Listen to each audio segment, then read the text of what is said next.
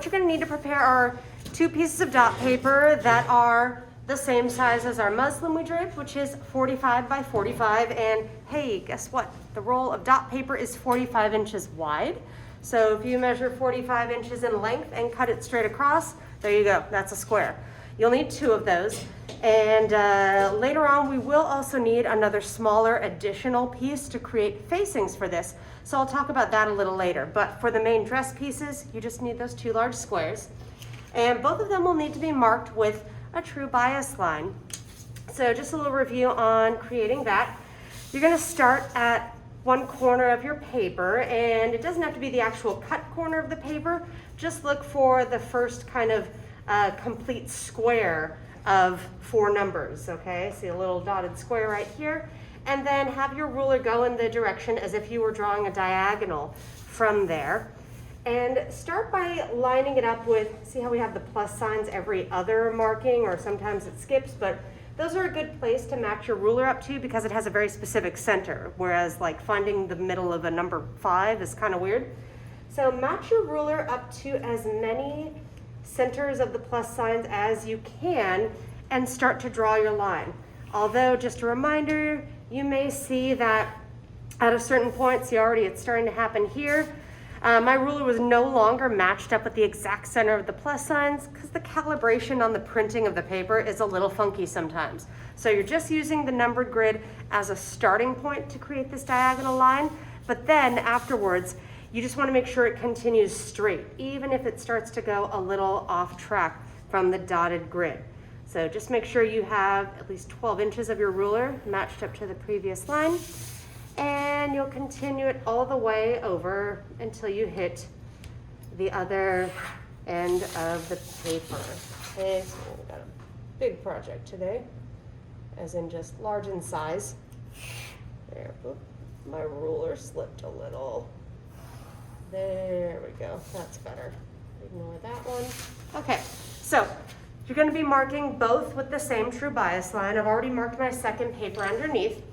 And then once you're marked, you don't have to do that initial little cross mark that we used to match up to the bust level. Remember we did that additional mark on the muslin, like 20 inches down? You don't need it on the dot paper. That was just to line everything up to begin our draping. So once you have your true bias line drawn, you're gonna take your muslin, and this happens to be the front of my dress. You want to lay the fabric out as smoothly as you can. Which I think I may have to come over to the other side of the table here. Lay this up. Okay. Really try to smooth it out and match your true bias line between the fabric and the paper. And it's okay if the edges of your fabric and paper don't perfectly align. All this is getting trimmed down, and all that matters is what's going on in the middle where our actual markings are. So you want to smooth it out. It takes a little bit of time with this one just because it's big. But the deal is with this one, we're going to start pinning on the true bias line. We'll pin around the outer perimeter of our marks, but we're going to be folding our paper and doubling it when we cut the pattern. So we still need all the extra paper over on the left side of the garment so that when we cut it out, we get an entire front and an entire back to our patterns. Okay, so that's why we still just need the fabric draped over the left side, even though we're not going to be transferring any marks right now. Okay. So I'm just going to start pinning on my true bias line up here, starting a little bit above the neckline. And you can have your pins every 6 inches or so. Remember to kind of treat the bias very gently. You don't want to stretch or pull it, but you do want to make sure that the lines are matched between the fabric and the paper. Okay, and you want your pins to then go down and finish just a little bit outside of your markings for the hem and the neckline at either end. So I'll put my last pin right here. And then now gently smooth outwards towards any other corners. So I'm going to smooth outward over here where my hem marking ends. Kind of up this way. Always just a little bit outside of our markings and a little above my strap mark. And then maybe just like 1 or 2 places outside of my markings down the length of the side seam. Okay. All right, so once you're all pinned, then you're just gonna go ahead and transfer all of your marks with the tracing wheel. So be sure to get your whole hemline, all of the little cross marks.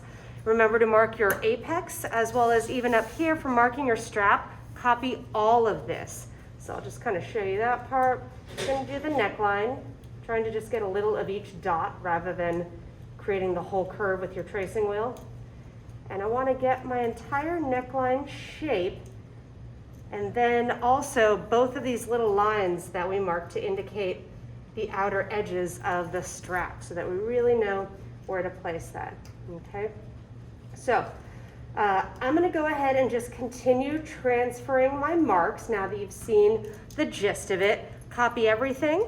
You'll unpin the fabric, use your pencil to lightly sketch over your marks, and you're going to do this for your front and back. And then we will meet again and resume with our truing and balancing.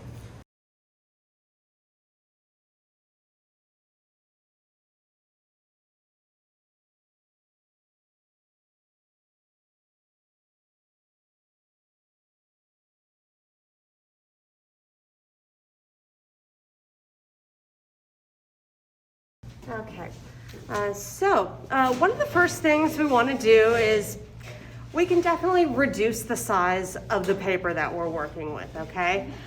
So I'm going to be taking both of my papers, and we're going to start by folding them exactly on the true bias line that's right in the center, okay?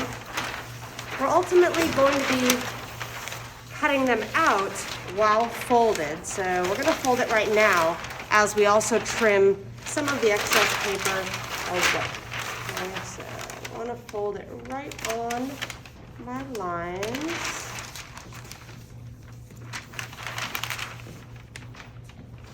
I'm going to keep pinching it on the line as you go down, and then you can smooth it out between.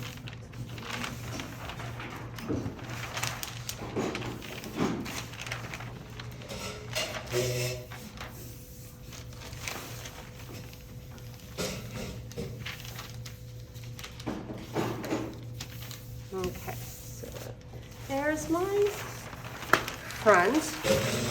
Let me go ahead and fold the back as well.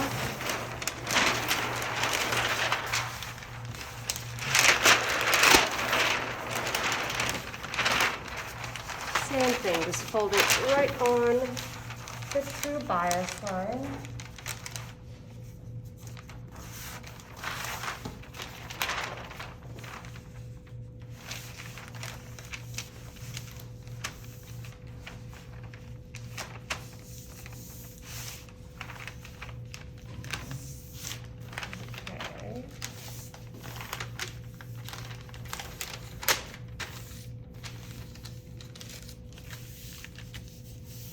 All right, so now that we've folded, let's kind of take a look at how much we can trim down on both of these, okay? So here's my back facing up, and probably still hard for you to see my marks. They're a little faint, of course, but here's my back neckline and the side seam and the hem markings. I'm gonna trim my paper down to within like 2 to 3 inches of all these marks, okay? And as we cut across the top and the bottom, here's the deal, okay? There's my neckline. I'm gonna cut this 2 to 3 inches above and go straight across after that. Save these triangles with the fold that you're cutting away from the top and the bottom. I had mentioned that you'll probably be needing some extra paper beyond these 2 big squares when we make our facings, but you also may not. Depending on how high or low your necklines are, you may be able to use these little triangle bits that already have a fold right on the true bias when we create the facing that's going to follow the shape of our neckline, okay? So it looks like this may work for mine. So save the triangles at the top and bottom. One of them may work out for you. So here's my hem. I'm going to cut it away also, like 2 to 3 inches of extra, just saving these bits that have the fold in them. Along the side seam here, I'm gonna cut it away, and you don't have to save these parts. These we definitely won't use. It's just the parts at the top and the bottom that have a true bias line fold. And when you cut over here, because we're gonna be balancing our side seam in a moment, know that aside from seam allowance, you may need room for your side seam to change as it moves outwards. So definitely leave the full, at least 3 inches of extra when you trim on the side. This is just to make our paper a little bit more workable, okay? So here's my back now. That's much better. And now we'll trim the front down as well. So let's see. All right, here's my marks. And up at the top, here's my neckline. So I'll also trim this 2 to 3 inches above. And I'm just saving, again, the top and bottom triangles that have the fold. Bottom, here's my hem. Cut a few inches away from that. And then lastly, here's my side seam that'll also trim and don't have to save the extra.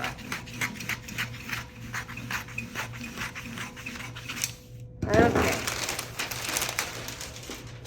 All right, so this is already much easier to work with now, right? Okay, so laying them out. Here's my front, here's my back. I'm gonna even go ahead and give them some nice big labeling, just so it's nice and clear, front and back, okay? And what I also did to help kind of keep things clear is I went and kind of labeled my little cross marks on the side seam working our way down, because we have a lot of them and it could be a little easy to get them confused. So if we look at our front right here, here's my neckline, and there's a little portion of the side seam. This big opening is my dart. I'll put D next to it for dart. But then you should see that you have 2 separate cross marks, which are the legs of the dart. Then you'll have one down here. This is the waist. So I put a W next to my waist, an H next to my hip cross mark, hip level, okay? And then a B next to the one for the bottom of the form. And you probably have kind of dashed line markings between all those, but then there's gonna be a space between the mark for the bottom of the form and your actual hem that you marked on the bottom, okay? So it can be very easy to mix these marks up. If it helps you out, sometimes it may be easier to look at them from the bottom up. So you may see your hem level marking down here, but then look for the first actual little cross mark that you have some side seam at. That's probably one for the bottom of the form. And then up from there, it's hip, waist, and then you have your dart, okay? So I did the same thing on the back. The back is a little easier to see because we don't have the dart excess at the top, kind of mucking everything up. So if we look at the back, here's the hem. There's gonna be a space, and then you'll have a cross mark for the B, bottom of the hem, and then up to H for hip level, up to W for waist, and then the very next mark is all the way up at the neckline at the top here, okay? So we just wanna make sure we know who's who and what's what, because we get to do balancing again today. Woo! I sense the enthusiasm in the air. Okay, so this balancing is gonna be a little different than the one we did last week. Last week we used balancing to kind of balance out any asymmetries between the left and right sides of the front bodice. Here, this is actually gonna be a more classic form of balancing that you'll probably do more often. This is to balance the front to the back. And more specifically, it means we're trying to end up with a side seam that hangs straight up and down when the garment is worn, okay? If you look at a garment when it's on the body or on the dress form, the side seam should always be straight up and down, parallel to the body, perpendicular to the floor. When we do something like this, where we're factoring in some ease at the hip and there's some fullness in the hem, it can be very easy to end up with an uneven amount of fullness between the front and back. So that's what we're gonna be balancing here. We're kind of averaging the angle of our side seam so that it ends up straight up and down, okay? So to begin our balancing, we already kind of identified our little cross marks here. When we're balancing, we need to know which points are we balancing and what's sort of our constant. What's the point that we're gonna keep matched up that doesn't get balanced? The point that we're going to keep matched is going to be the waist cross mark here, okay? So when we put our patterns together, we'll be matching them at these marks and balancing the marks below. We'll be balancing the hip level and the one for the bottom of the form, okay? So I'm gonna start by kind of darkening all of those marks, just the little cross marks. So here's my waist on both. I'm darkening them because we need to make sure that we can see them through from the other side of the pattern. Then I'm gonna also darken my hip level cross mark. And the one for the bottom of the form. Okay. Now, what we also want to do is, before we balance this, we have a curve in the middle that will also need to be balanced. So last week we had our main points that we did the primary balancing on, but then you also had to take a look at the shape of the armhole and realize that you had two different armhole markings where you had to kind of find the curve that sat between them. We're going to need to do that for the portion of the side seam that goes between the waist and the hip. From the hip level to the bottom, it's a perfectly straight line. So if we know that our points are balanced, then drawing the line in between, it's going to be fine. It's just a straight line. But we have a curve in the shape of the side seam between the waist and the hip level. So before we even match the patterns together to do the actual balancing, we want to sort of lightly draw in the side seam between the waist and the hip. And we're going to do it using the hip curve ruler because this does have a gentle curve. It should not be a totally straight line. Okay, so grab our hip curve ruler, and you may see that the back will look like it has a slightly larger curve than the front. But of course, this is going to be part of the balancing that we'll be dealing with. So I'm going to come over to the back first. And I want to true the side seam between the hip and the waist. And for doing this, this should all be done with one swoop of your curved ruler. You shouldn't have to find multiple parts. And different patterns, it'll have a slightly different shape to them. But for this, I want to say that on the back, this portion between the 8-inch mark and the 16-inch mark, that's fitting my marks really nicely. Okay, so I'm going to have my ruler matched up. And I'm going to draw the side seam just from the waist to the hip, following that curve. Okay, and I want to draw it dark enough that I'm able to see through it from the back side of the paper, because we're actually going to be balancing our paper or our pattern on the reverse side. Okay, so now I want to go over to the front, and I also want to true the same portion of the side seam. This should still have a little curve, but it's going to be a little more subtle than what we see on the back, but it still shouldn't be confused as being a totally straight line. So I'm going to take my hip curve ruler and flip it the opposite direction. Okay, so it should be a curve facing the opposite way, but we need to use a different portion of the ruler that's a little bit straighter. So I'm kind of getting a nice curve. If I have my 12-inch mark at the waist and then I go down to the hip, okay, so gentle curve. It mostly follows the marks. It's a little bit off, but we still need to have a subtle curve to see on both of those portions, all right? Now, we're gonna do the actual balancing, okay? So to do this, I'm gonna open up both patterns because if we have too many layers of paper from them being folded, we won't be able to see from the reverse side of the paper.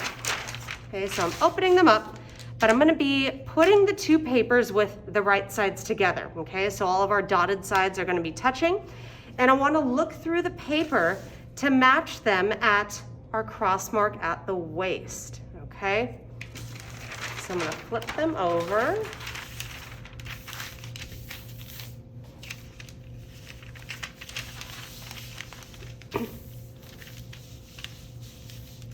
All right. So we want to come right here, and I'm looking for my marks at the waist. I want them to be right on top of each other, and I need to use the awl for this, okay?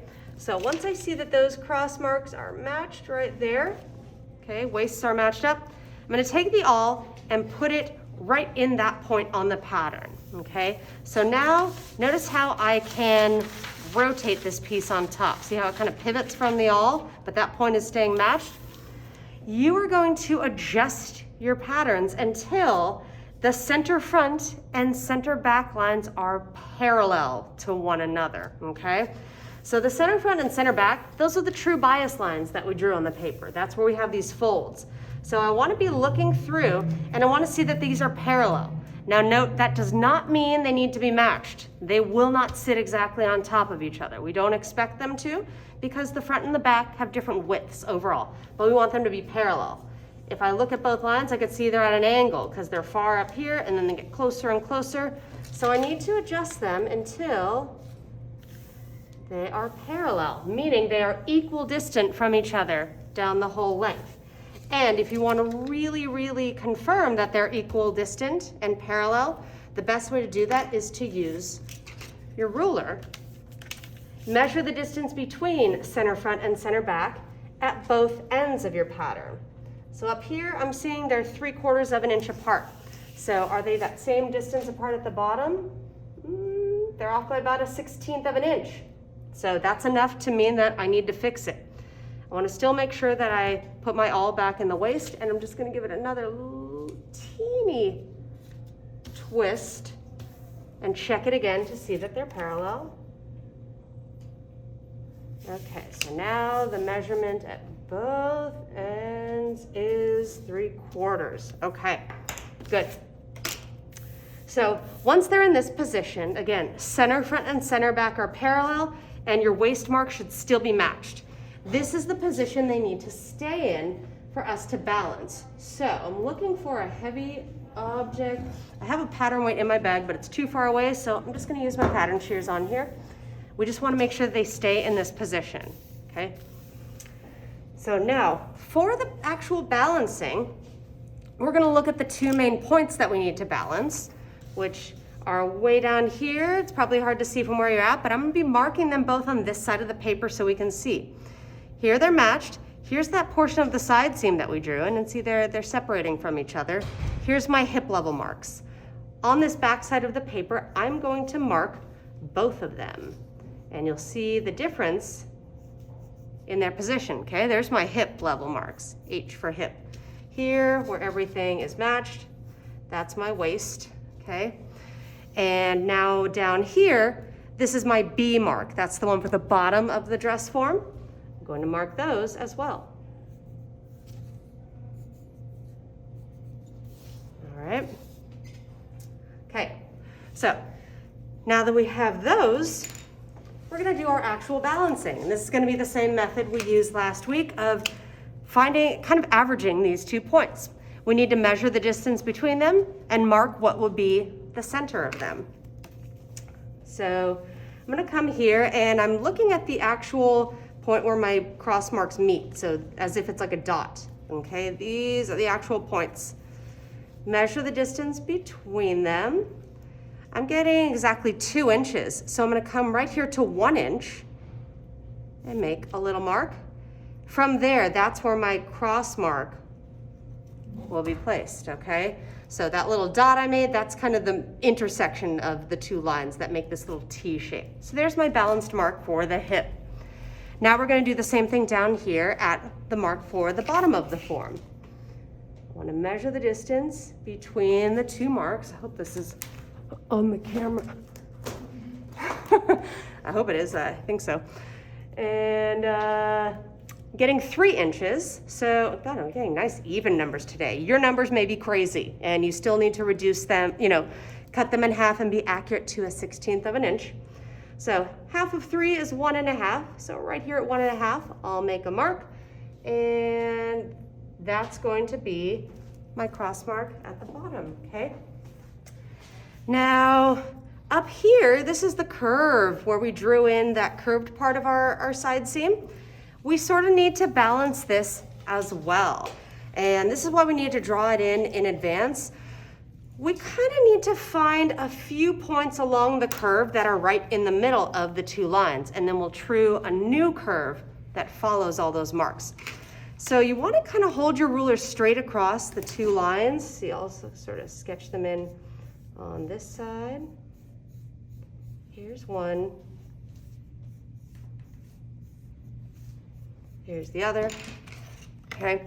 Now I wanna kinda work my ruler up, you know, maybe every 1 inch, inch and a half or so, and I wanna measure the distance between the two lines and make a little mark in the middle. So 1 3/4, half of that is 7/8. So I could just make a little dash mark at 7/8 and move it up. And what you could do when you're doing this is wherever you hold your ruler, if it's sitting on a weird number, slide it a little further up until it's at something that's easy to split in half.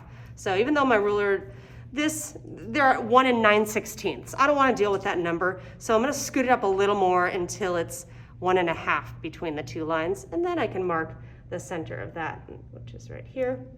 Okay, so just keep working your way up and make these little dash marks in the middle. Okay.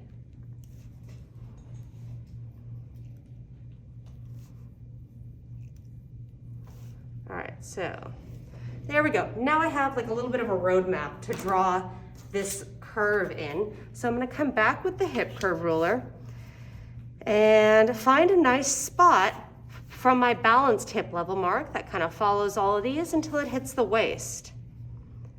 Let's see. How do we feel about, this actually looks pretty good. I have sort of my 10-inch mark at the waist and see how it's kind of following those marks nicely. I'm now gonna draw in that curved part of the side seam, okay?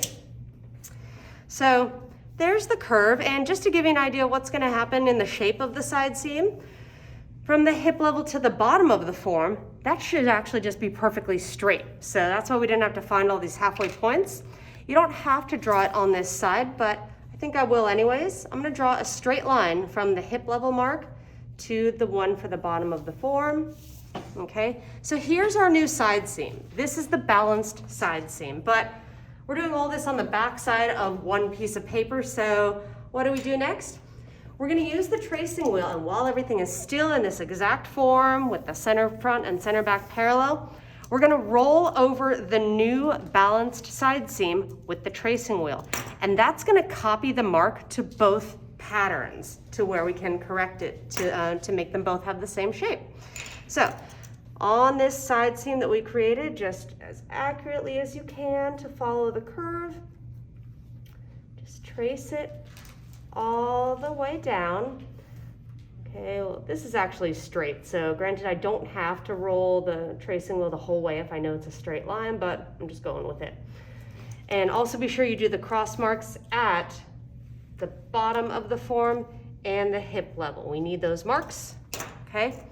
Now, here we go. We're gonna open it up.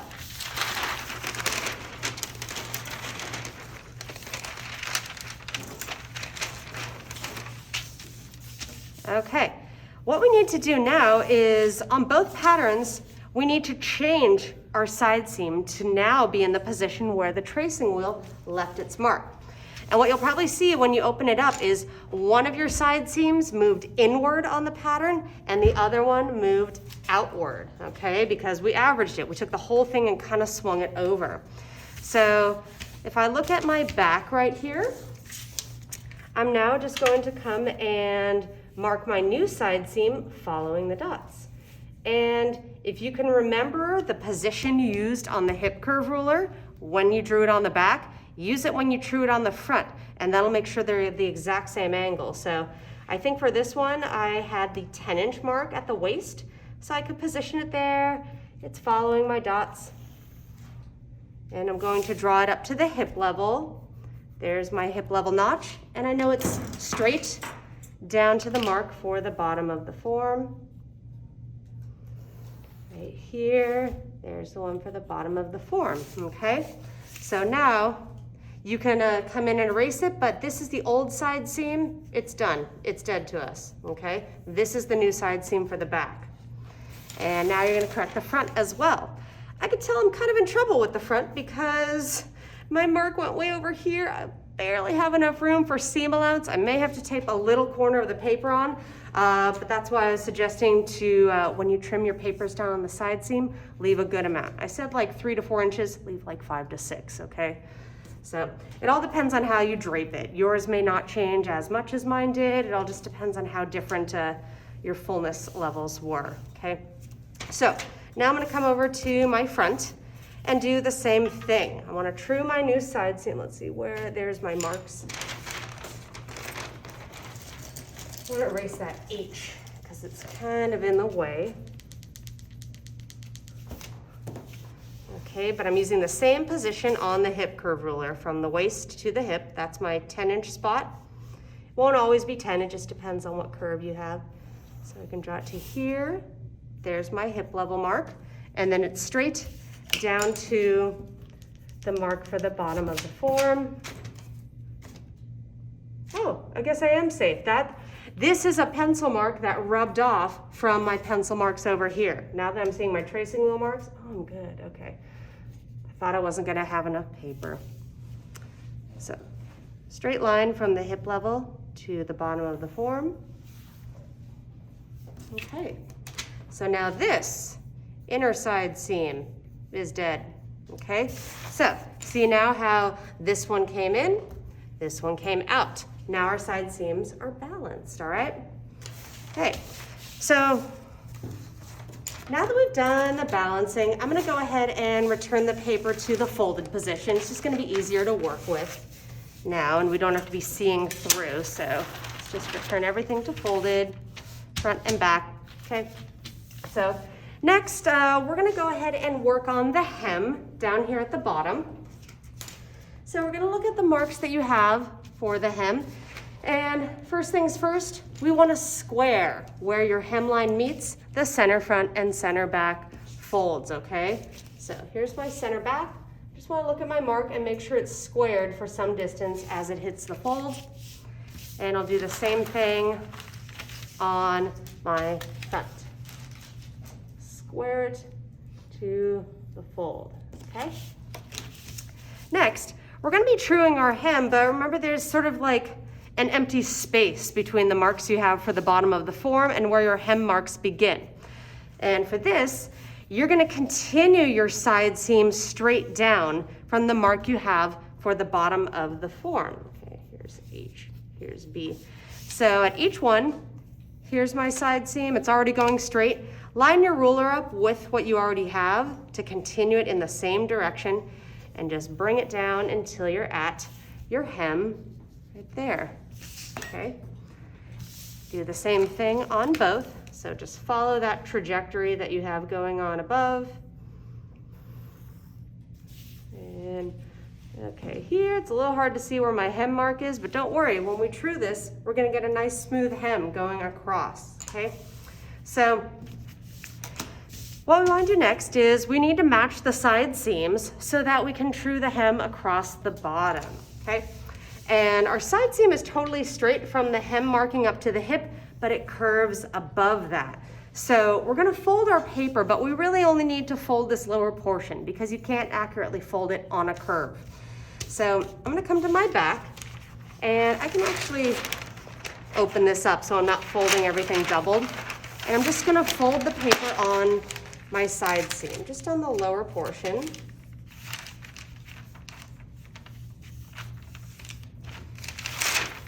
Okay, so now I can bring everything over and match it, and we don't worry what's going on this curved part up here, but you should see that your marks for the hip level and the bottom of the form are perfectly matched. They should already be matched because in our balancing process, we made them be the same, okay? So these are matched. But down here at the very bottom where our actual hem is marked, that's what we're going to be truing now. So I'm gonna use a little bit of my favorite removable tape to hold the side seam in place.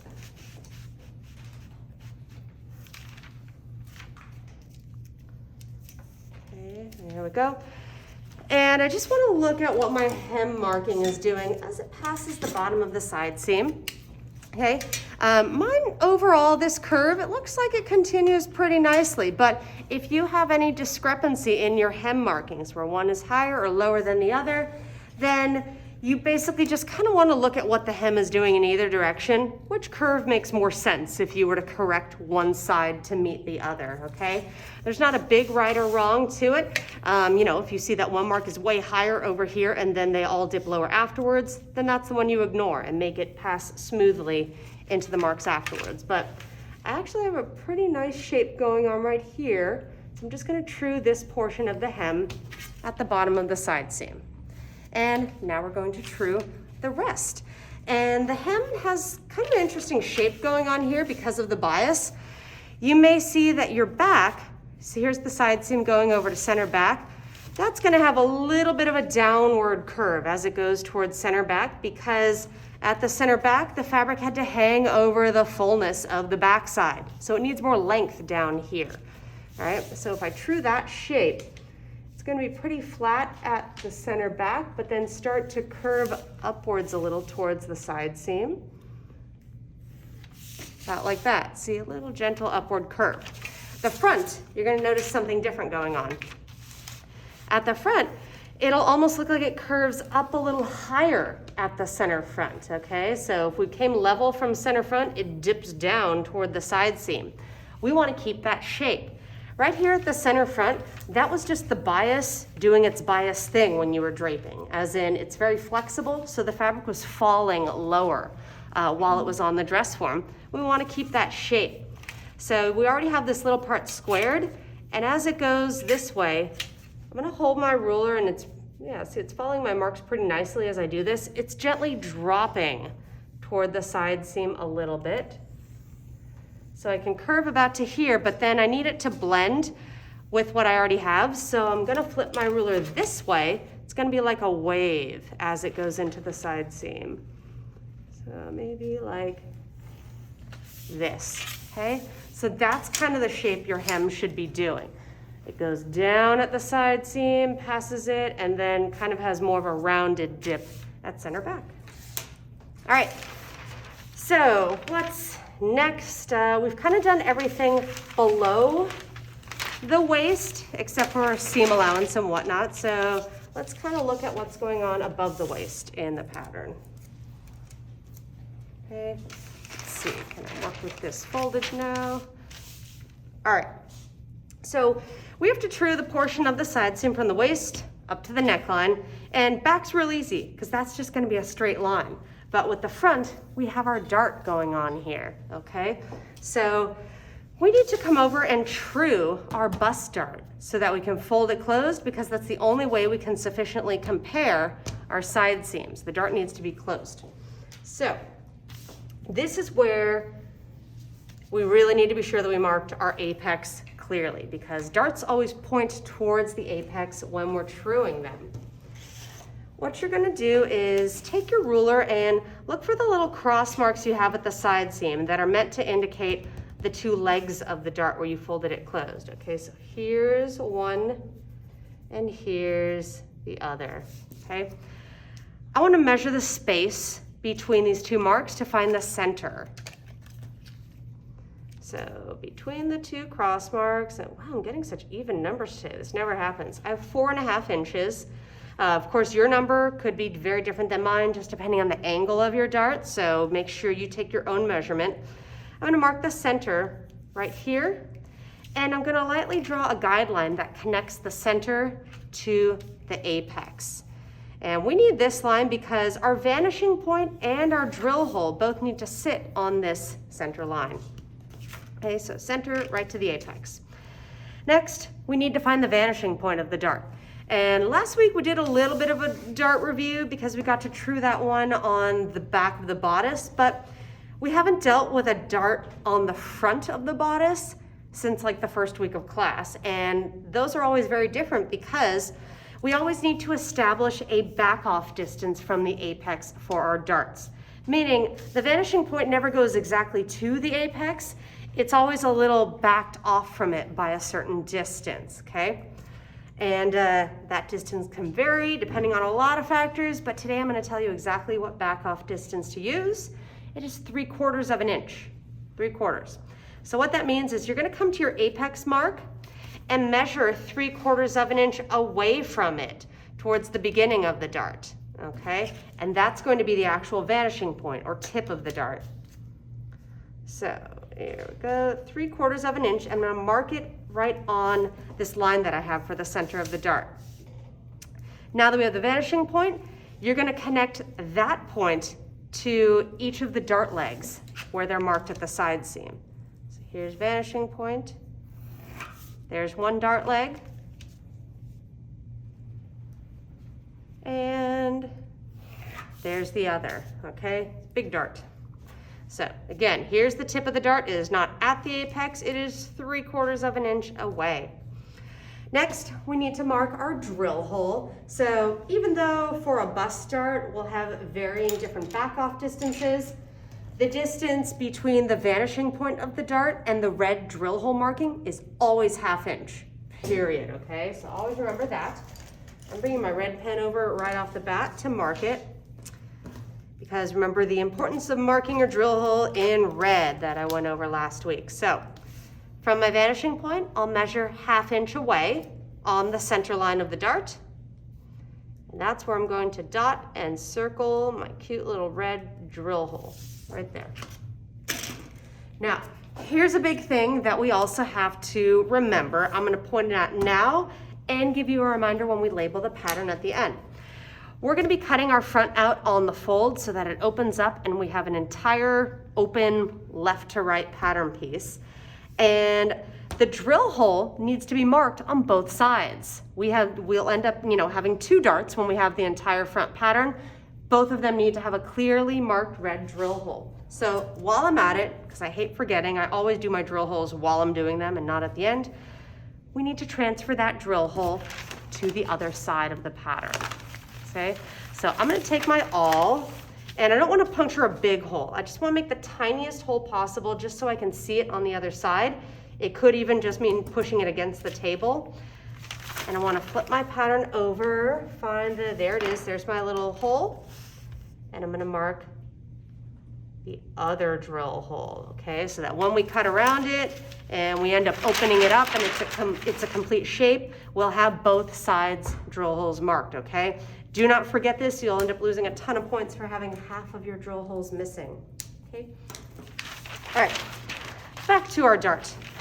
Actually, I think I'm gonna leave my paper open for this because the next step is we need to fold the dart closed, just like we did with our waist dart last week. This is the only way that we can draw the side seam over it, as well as shape the little point that sticks out on the side, shaping the dart excess. So here we go. For a horizontal dart, we want the dart excess pointed downward on the inside of the garment. So we're gonna come to the lowest dart leg, which is this one. That's the one we're gonna be folding the paper on. Okay?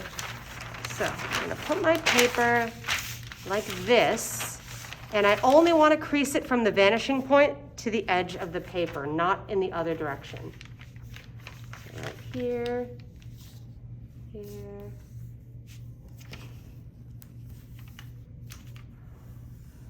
Okay, so the lower dart leg is creased. And now,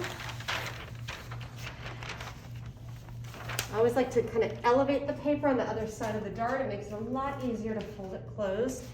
You can use a stapler, tape dispenser, anything to kind of lift the paper up.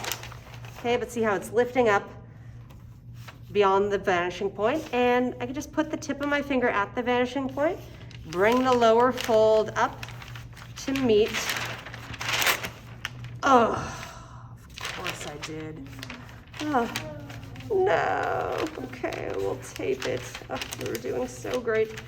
All right, closing the dart. I'm bringing the lower leg up to meet the upper leg. I'm trying to smoothly fold that. Okay, so here we go. My dart is closed, okay? And you need to be sure that when you do this, at least this whole portion where the dart is sitting nice and flat on the table for you, okay?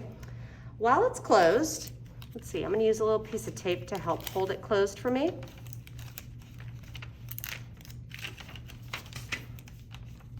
We're gonna draw our side seam while it's closed. And the upper portion of the side seam from the waist up to the neckline is just going to be straight. So I'm gonna be connecting the waist cross mark with where my neckline meets the top of the side seam up here. You're gonna notice that your marks for the side seam are, or where you marked at the dart legs, are totally different from each other. That's to be expected. When we draw this straight line from the waist to the top, you should see that your ruler is kind of more closely matched with the mark that is further out rather than the one that's too far in, okay? So we ignore the one that's incorrect. You're still just connecting the waist and the top and drawing a straight line right over the dart.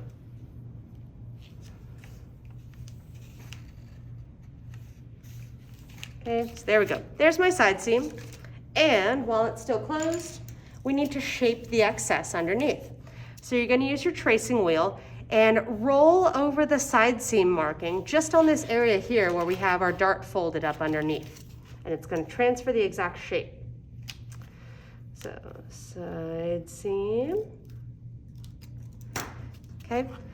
And now when we open it up, we should see this big weird point sticking out on the side. There it is, okay? So here is the shape that was left by my tracing wheel. And we're now going to use the ruler to draw that in as well. So it should just be straight from here to here, okay? So remember on our waist dart for the bodice last week, some of you were commenting like, you said I was gonna get a point, but I barely have a point at all. It's really subtle. That's a point, okay? So we still go through that same process all the time, but as you can see, you're gonna always end up with varying amounts of this point. So it's still all about just copying the shape of the dart underneath the seam that it's sitting against, right? Okay, what next? All right. Now that we have our dart trued and our side seam drawn on the front, we're going to draw our back side seam so that we can compare them and true those as well. Back is really easy. We don't have a dart to deal with. So we're just going to draw a straight line from the waist cross mark up to where your neckline is marked at the top. So waist to neckline. There we go.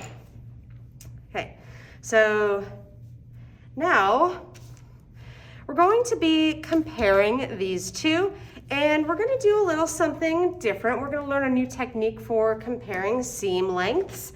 And we did this a little bit when we were marking the notches on the waist midriff bodice. We're going to walk our side seams together, okay?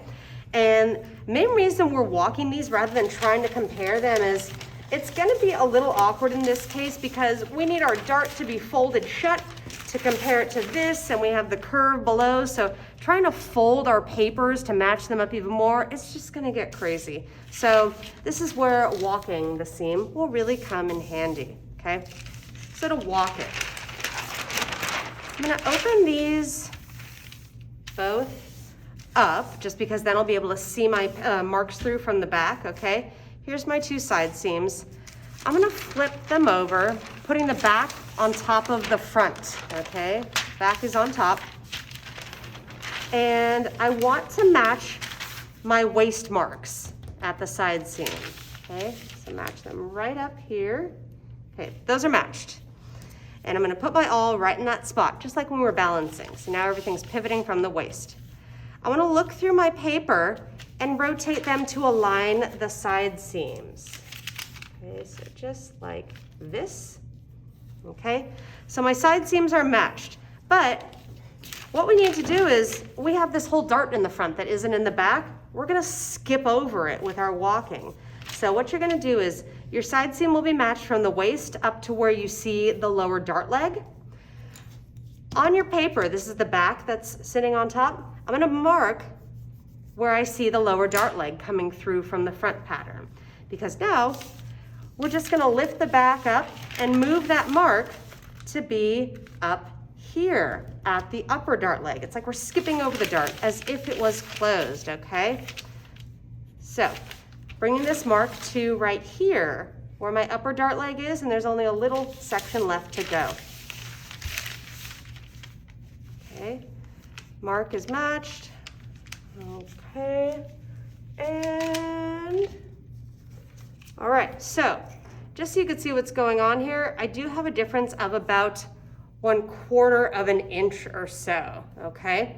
So once I see that I definitely have something to fix, then that means we want to fold just this upper portion and match them up to true it, okay?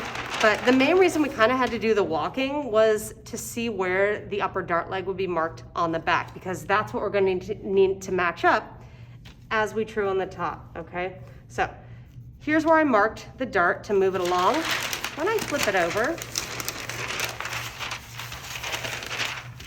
here's the mark, okay? So this is basically where the dart sits when it's closed. And now I'll be able to actually just kind of fold this upper part to true the necklines. I can't do all this folding with the dart closed, so we can now take the front and you can fold the side seam under, okay? See how we're able to fold this upper part in a straight line. It just follows the dart. And now I can bring the front onto the back, match the upper dart leg with the mark on the back, like this, okay? And now my paper is able to sit flat, and I know exactly where the side seams are lined up at the top here, which in this case, they're not lined up. I have to fix them. But I know that they're the same distance up until this point, okay? So with your upper dart leg matched to that mark, keep your paper in that position, okay?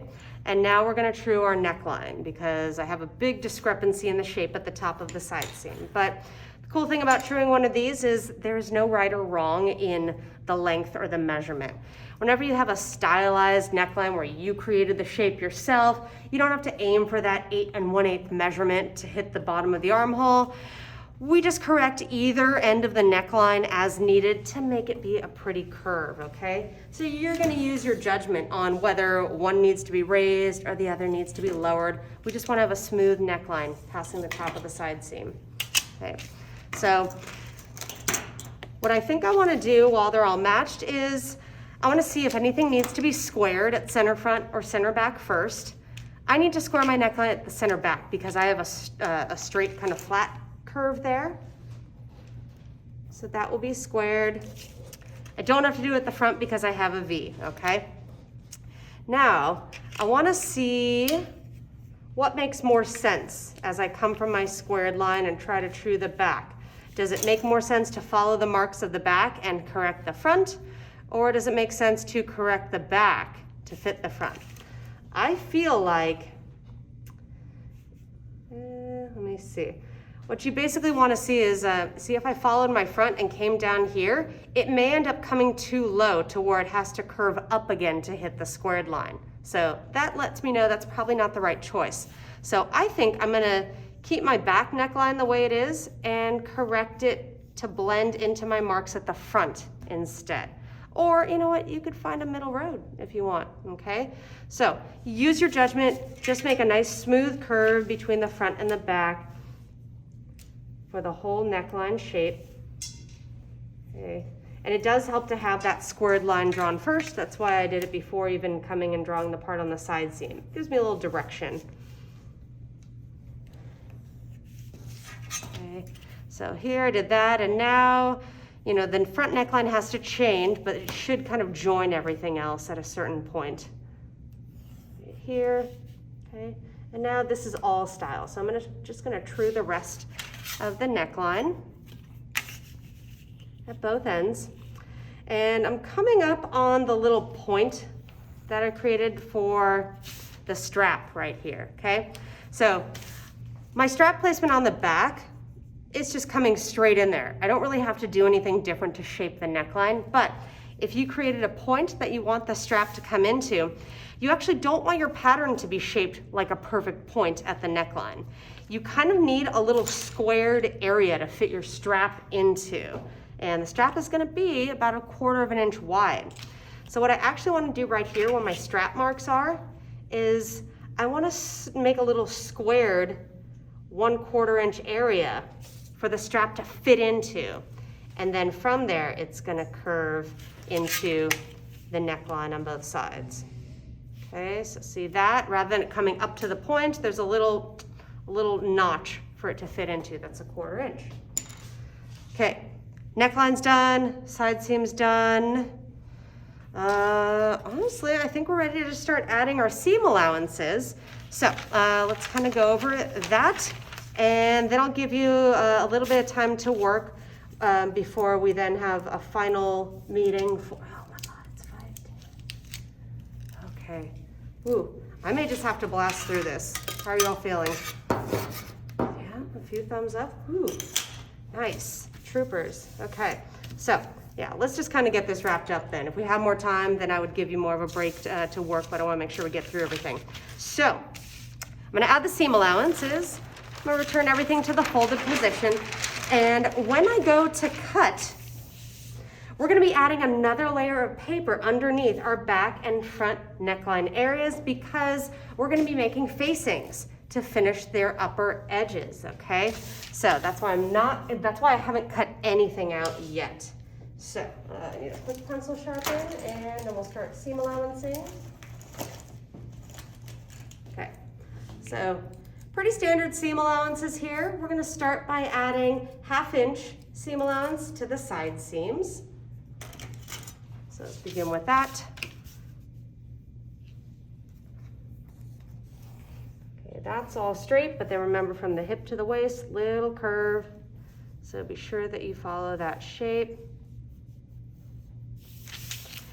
And then when you come up to the dart, be sure that your seam allowance jogs around this point that you have for the dart excess. Okay. And then, let's see, gotta do the back first. Same deal, 1/2 inch on the side seam.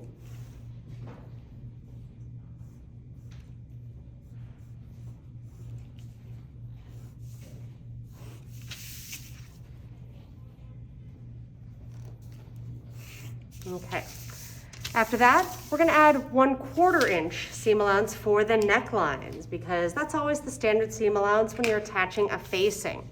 So here's my back neckline. I'm gonna give it 1/4 seam allowance.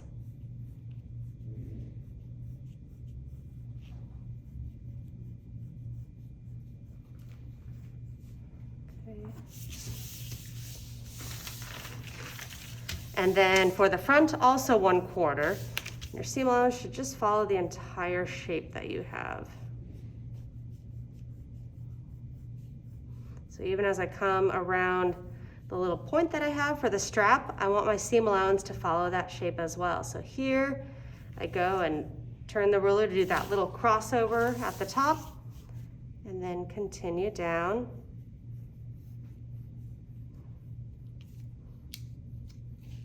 Like that, okay? And finally, for the hem, we're only gonna do 1/2 inch for our hem allowance. Just like on the circle skirt, it was a big curved hem. For this, you're gonna be sewing a baby hem. You're not gonna do the stay stitch option like on the circle skirt. You're going to actually be required to sew a baby hem, which is rolling the fabric upwards twice by 1/4 of an inch. So 2 1/4 inch folds adds up to 1/2 inch, okay? And even though our hem doesn't have a really deep curve, and I had mentioned that that's when you usually want to do 1/2 inch for your hem allowance, we're doing that because on something like a slip dress, it's just kind of a more elegant finish to have a very tiny hem, okay? So 1/2 inch for the hem.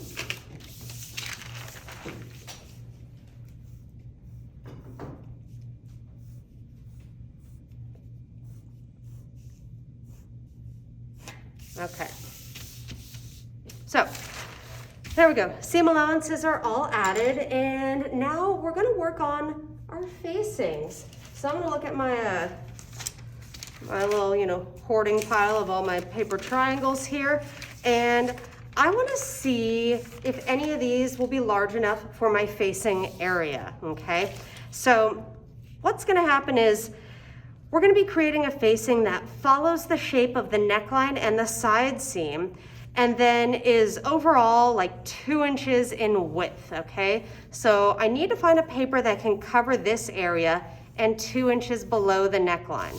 Same thing for the front. It may need to be a little bit bigger or longer, if you have a V-shaped point.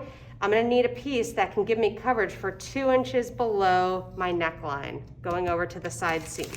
So I wanna find pieces that already have that fold right on the true bias line of the dot paper. That's why we're using these, okay? The papers all need to be in the same grain direction.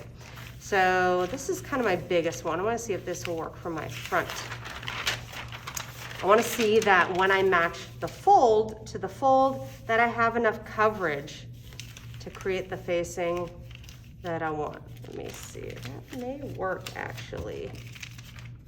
Yeah, I think I'm good with this one, okay? If it helps, you could even kind of open it up and look underneath. There, we have a little bit of transparency, okay?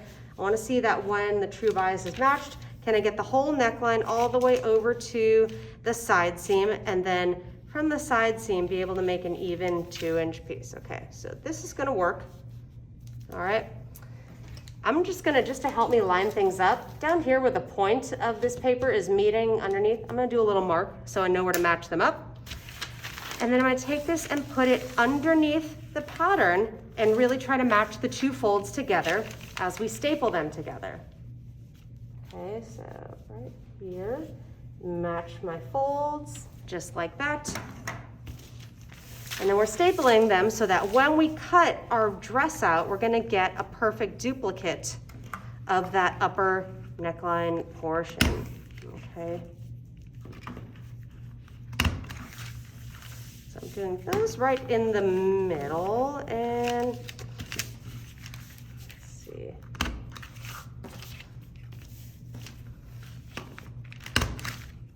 There we go. Okay, so that's good. Now let's see about the back. Back's a little easier because I don't have as extreme of a shape, so let's see. Will this one fit if I match the fold to the fold? Yes, I can get the whole neckline, and then I'll know that I can create a 2-inch section below that.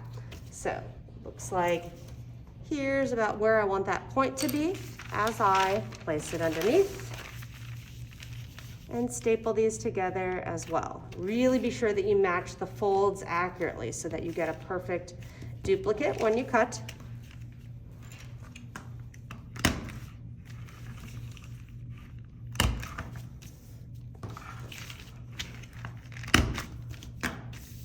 Okay, maybe that'll be enough.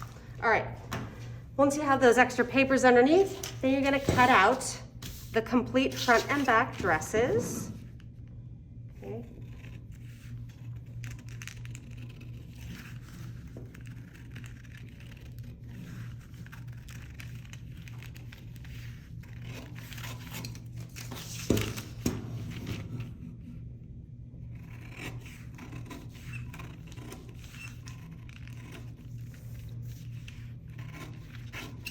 And even as you're cutting this lower portion, you either have to really make sure that your layers stay nicely lined up, or if needed, you can add some staples down here as well, okay? But whatever it takes for both sides to be symmetrical as you cut while it's folded.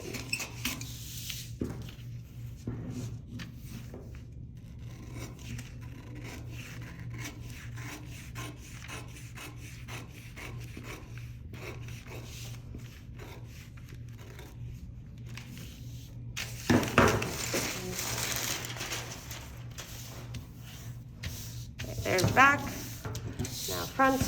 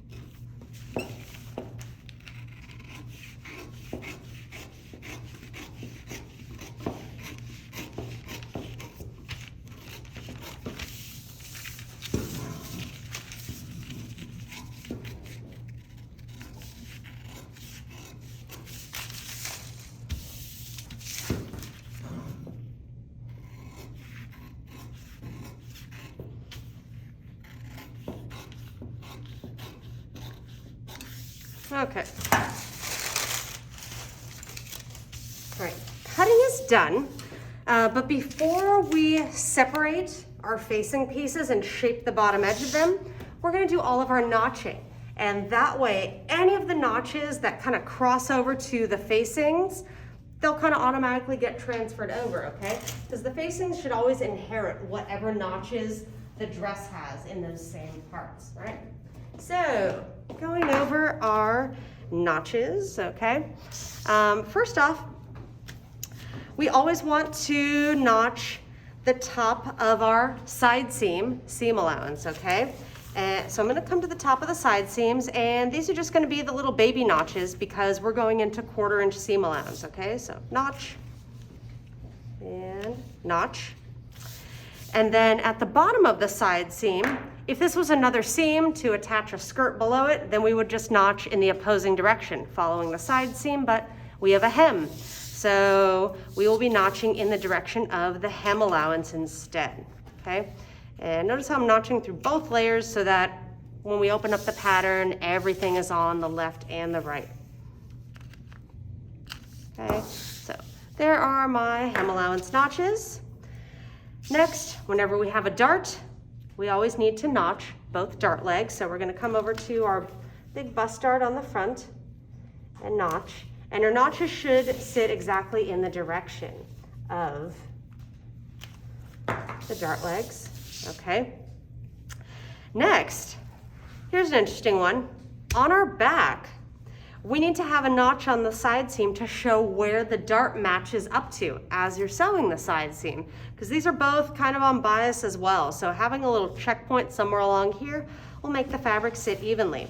So to mark this notch, we have kind of a little mark on our side seam already when we were doing that walking process, but we need to make sure this notch ends up at the exact angle of the dart.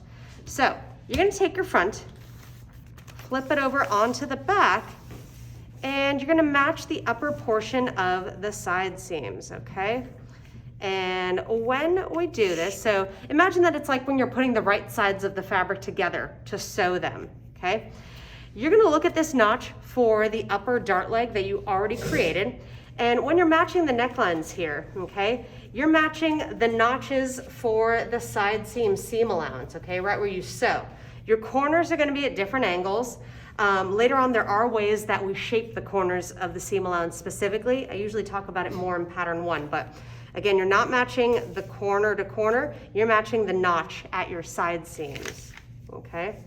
Match them here, and then exactly where you see the notch for the first dart leg, you could even mark it right there. That's where you're going to notch it on the back, okay? And it should sit at that exact angle as well. Okay, so right here. There we go. Next, whenever you have a dress that continues past the waistline and the hip level, you need notches at the waistline and the hip level. So we're gonna come to our little cross marks at waist and hip, and you will notch inwards. So waist and hip. And you have another cross mark that we balanced at the bottom for the bottom of the dress form. Don't notch there. In pattern world, that mark doesn't actually mean anything. So you don't need a notch here, just the actual hip level and the waist. So on the back, this is my waist, this is my hip, and that's the mark that means nothing. Okay, now let's see. For your strap position, if you have a pointed shape like this, you don't need to have a notch to indicate the strap because the shape already spells it out very clearly. But if you have either a smooth curve or a straight flat neckline where your strap is, like I have on the back, then you're gonna look where you have the 2 marks for the outsides of the strap. Place a notch right in the middle of them, okay? Just a single notch. So it should be a baby notch because you're going into the 1/4 inch seam allowance, but we just have one little notch right there. And then lastly, somewhere on the back, we usually want to have a double notch to indicate that, hey, this is meant to be the back. And so we're gonna choose to do it at the center back neckline. However, if your back neckline has a pointed shape built into it, then you will not have a notch at all on the center back. It's only if you have a round or kind of flat shape right here like I do. We want to have our double notches. I forget, did we do double notches on our bodice last week? We've done a double notch before? We've had the talk? Okay, so just in review, double notches are 2 notches that are exactly a 1/2 inch apart. And they mean, hey, I'm for the back.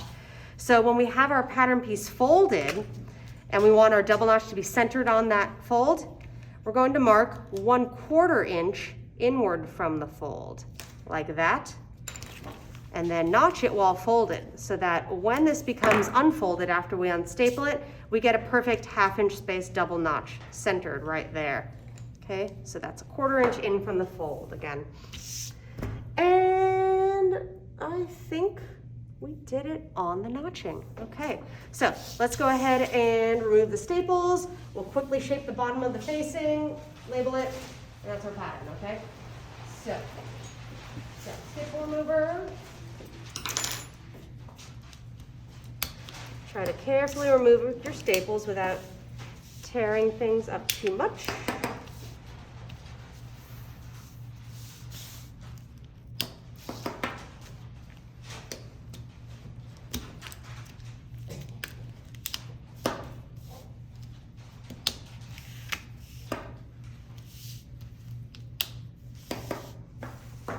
Okay. So now when we pull this extra piece away, oh, got one more staple. Okay, so here's the extra that I created for the front, and then here's the extra for the back. And just so you can see, when we open it up, here's our entire front dress pattern. Extra reminder, make sure your drill holes are marked on both sides, okay? But all of our notches and everything have passed over. So there's front. And then here's the back opened up, and that's what the double notch should look like, centered on your center back. They're 1/2 inch apart now, right in the middle. Okay, so for our facings here, okay, probably looks a little weird for the moment as far as like what we're actually looking at, but I'm gonna start with my back. It's a little bit simpler shape, okay, just to get us going here. This right here is my neckline. That's the fold that was the kind of the center back true bias line. We want to create a facing that's basically just a 2 inch width, and that's including the seam allowance that's already factored into the neckline. So from my neckline, I'm just going to move my ruler along. This is kind of like adding really big seam allowance. And I'm marking 2 inches down from the neckline, just until I hit the side seam.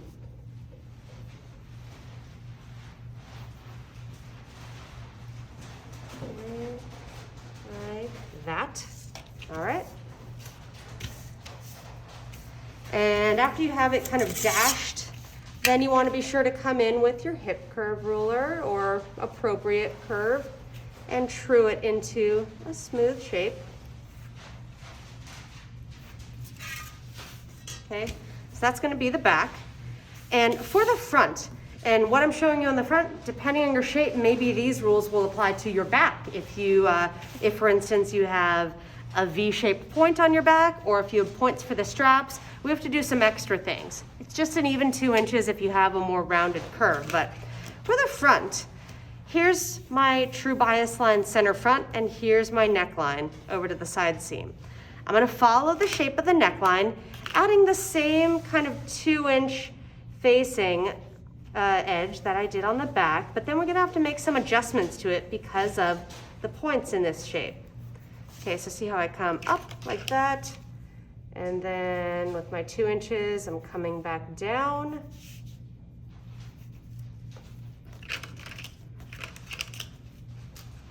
Okay, you're just following that 2 inch, or following the shape of the neckline until also you hit the side seam. Okay, so a big rule for the edge of a facing is you're not supposed to have any points anywhere. Whether it's an inward point like this or an outward facing one like we have at center front, they always need to be smoothed or rounded out. So right here where I have an upward point, so if you have like a pointed strap area, you're gonna use your curved ruler and kind of blend that point away. We're gonna be kind of lowering that area and rounding it out. So see how I bring my ruler in, just kind of at the end of the hip curve, about like this, until it's touching the lines, a couple inches outward on both sides. And then we'll draw like that, okay? And from here, it'll just kind of true nicely into the side seam area, like so. Okay, so now we have this more kind of wave shape, and we've eliminated the inward point at the strap area. But then my center front, I'm also gonna have a point. If I cut this, it's gonna open up to be a sharp point sticking down inside, and we also don't want that. So if you have a point at the center front, or also if this applies to your center back facing, take your ruler and right where the point is hitting the fold, you're gonna square it over for maybe a ½ inch or so. Okay, so instead of coming up, we're squared. And then from there, you're gonna create a new curve that kind of rounds up to blend into the shape you already have, okay? So instead of following that kind of upward part that made a point at center front, I've modified the shape to have a rounded area at center front. Okay, so see, we have this now instead. So once you've shaped your facings, then you're gonna also cut along those lower edges we've created while folded, so that's the same on both sides.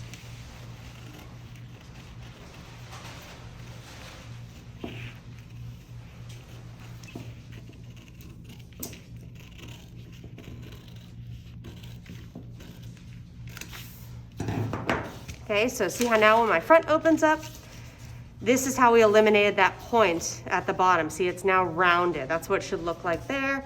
And then we're rounded where it curves upward. And for the back, we're also going to trim. Okay, there we go. And here is the back neck facing. So see how it has the same double notch, strap placement notches, and a weird thing that happened on mine that may or may not happen on yours, it's just kind of a sheer coincidence. My notch for my dart placement was so close to the bottom edge of the facing that it kind of ended up here, and we really don't need that notch. So if your dart happens to be a little bit lower, you won't end up with a notch there, and that's actually preferred, okay? So we did this process because that's the quickest and easy way of transferring the notches over, but in a perfect world, I just don't want anyone to see this notch that I have at those corners and think you need to have that, okay? So if anything, you'd actually even want to tape a little piece of paper over that to eliminate those notches. You should only end up with the notch at the top of the side seams, as well as the ones along your neckline for strap placement, all right? Okay, so I think we got all of our pieces created. Let's do some quick labeling. All right, so I'm gonna grab my black pen. Let's do the main dress pieces first, okay? So for your front, you're gonna open it up completely, and we wanna draw a grain line that follows the lengthwise grain direction of the paper. So this is just like on the cowl neck bodice where everything is kind of on the diagonal grain of the paper. Our grain line always still just needs to be on the lengthwise grain because it tells us, hey, this is the direction it needs to sit on the lengthwise grain of the fabric. So you want to look for the direction of your paper where the numbers are all the same in any row. So my lengthwise grain is this way, 4, 4, 4, 4, 4, 5, 5, 5. Now depending on how you started your paper, just because I'm angling my diagonal this way, maybe your paper's lengthwise grain is the opposite diagonal direction, and that's totally fine, okay? So long as it's following your continual number direction on the paper. So don't be alarmed if for you it's going that way, even though mine's going this way. Once you see the overall direction of the lengthwise grain, find a row of numbers that's as close to the middle of the pattern as you can get, so you can get a really big long grain line. So I'm gonna come to maybe my row of 4s right here looks pretty good, okay? And I'm gonna follow those as I draw my grain line across the majority of the piece.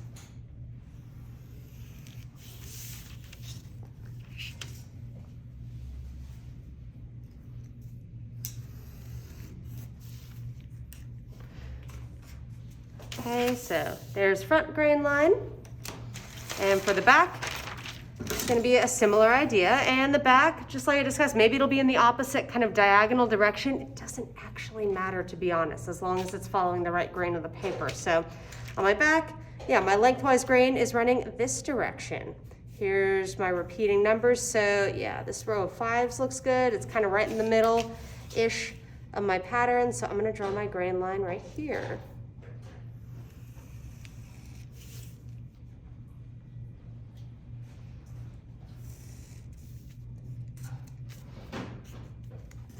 Okay, and you need to follow the same rules when you draw the grain lines on your facings as well. And these are always a little tricky because they're kind of skinny and weird shaped. So first locate the lengthwise grain direction on the paper. So I could see here's where I have rows of numbers that are the same, 3 through 3, 2, 2, 2. So I want to find the spot on this where I can get the longest grain line possible in that direction. So even though over here, here's still lengthwise grain, I don't want to draw my grain line here or here. It's just going to be really short. But if I come to this spot right here where it's hitting this long angle, I could get a longer grain line. So that's what you kind of want to aim for. I'm going to pick this row of 3s because it goes across a good portion of the piece. That'll be my grain line. Okay, so even your facings are going to be on the bias. Same thing with the back. Okay, my lengthwise grain is going this way, but honestly, they're all gonna be about the same length no matter what position I pick on this piece, so I'll just go kind of close to the middle here. There's my grain line. Couldn't make it any longer than that. All right, piece information. For your front, the piece title is simply going to be front dress, okay?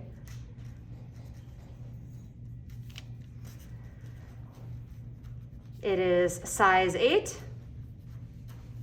cut 1, okay? Both the front and the back are a cut 1. We don't have any closures or openings on the dress. And your name. And then for our back, the title is going to be back dress, okay? And when we have a grain line that crosses over the main, the whole piece from left to right, I still prefer to have my actual information written on what would be the right side of the body on both pieces as opposed to the left side of the front and the left side of the back, okay? So it's basically where all of your drafting marks are as well.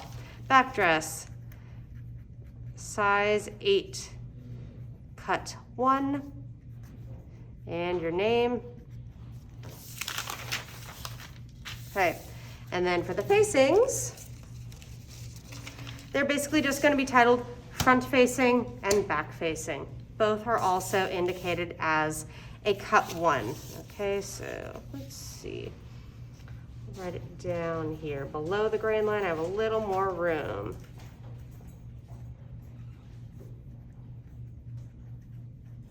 Size 8, cut 1, my name. And for the back, back facing, size 8, cut 1, name. Okay, so this is our completed pattern, all 4 pieces, okay? Front dress, back dress, front facing, back facing, okay? See, here's how our facings end up lining up. And when you sew, you'll be attaching them along the entire upper edge. So after creating your pattern, you're going to be cutting this out of fabric. You are welcome to do either muslin or an appropriate fashion fabric, okay? If you pick a fashion fabric, it must still be woven, okay? No knits until next week. Remember, you'll be bringing your interlock because we'll be draping knits next week, but this must still be sewn in a woven, but it can be a lighter weight woven. It could have a little bit of a drape to it if you'd like, because that's what will also make it have that more kind of slinky slip dress type of feel. Although beware, slinky fabrics are also very slinky to sew, so you're definitely going to be in for a challenge if you pick something that's a little more wiggly. But once you've cut it out, then you're just gonna have the similar kind of sewing instructions that I've given you for the last 2 assignments posted on Canvas. It's the same kind of step-by-step picture. And that should also include instructions on how to cut and sew the spaghetti straps for the dress, which will also be on the bias, okay?